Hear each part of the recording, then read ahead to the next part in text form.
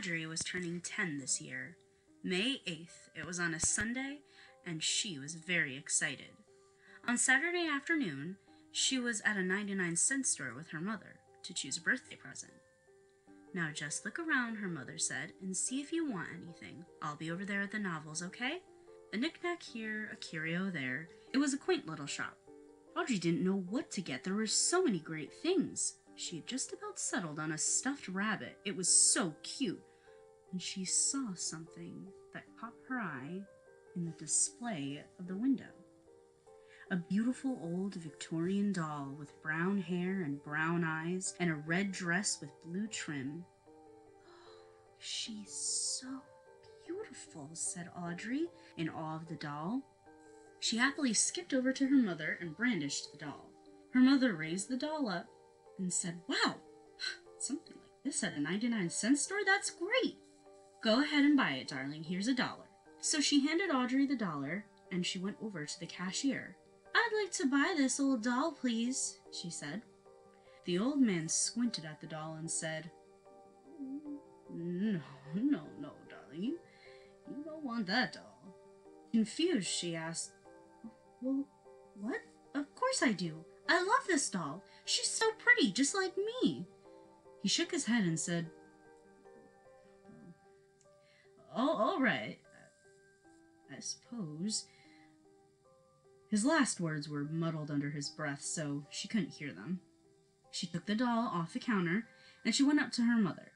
"Look, Mom, look! I got it! He sold it to me." "That's great, honey. Let's go home now, okay?"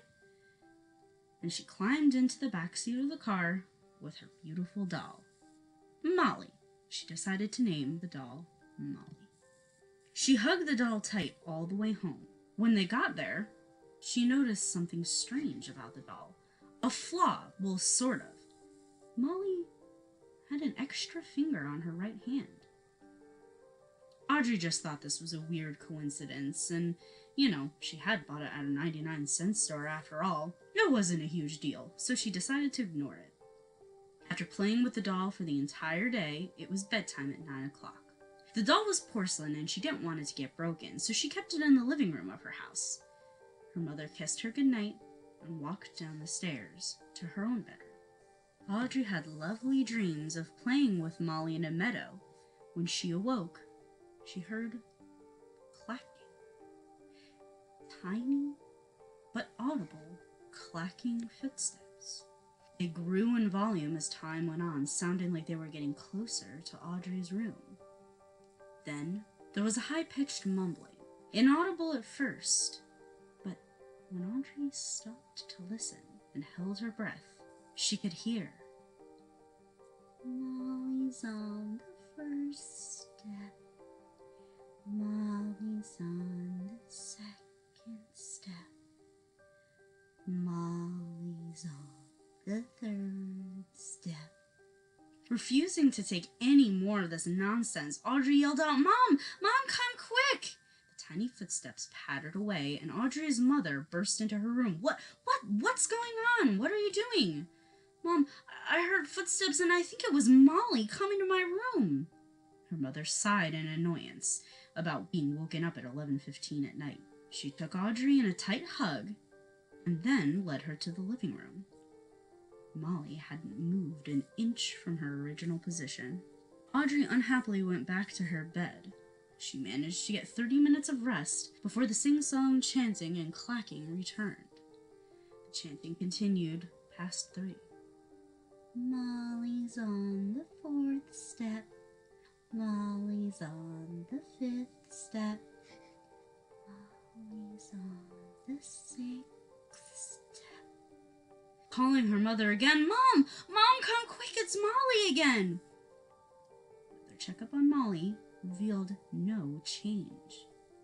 Audrey Veronica Parvis, I am really getting tired of this. Molly is a doll. She can't walk and she can't talk.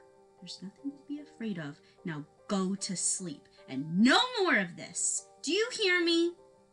Audrey looked down in sadness because she knew that something was wrong, but she decided not to argue because her mother wouldn't believe her anyway. "Okay, Mommy. Good night," She solemnly climbed into her bed, and she managed to get some sleep. When the clacking returned, it exceeded the 6th step and continued. There were only 12 steps to Audrey's room. Molly's on the 7th step. Molly's on the 8th step. Molly's on the 9th step. Mom! She couldn't help but yell out in fear, but her mother didn't respond. Molly's on the 10th step. Molly's on the 11th step. Mom, really, please come, Mom! But silence was her response. Molly's on the 12th step. Then there was silence. Audrey couldn't hear anything but the pounding of her own heart and the blood in her ears.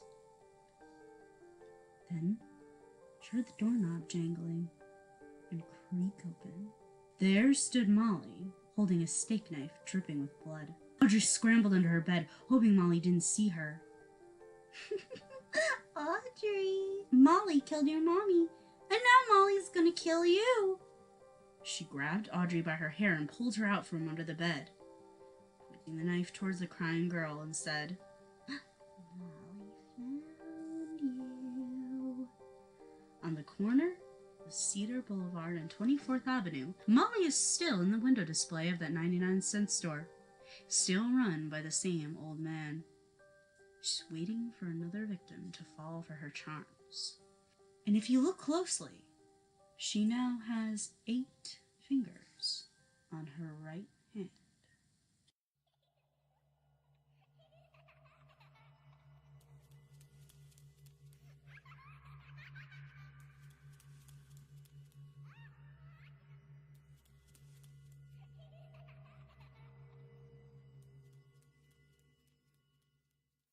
Hi, 207, it's Miss Viola Swamp. Thanks for listening, commenting, and subscribing. Go check out my Facebook page and leave suggestions for stories you want to hear. I hope to see you in class next time.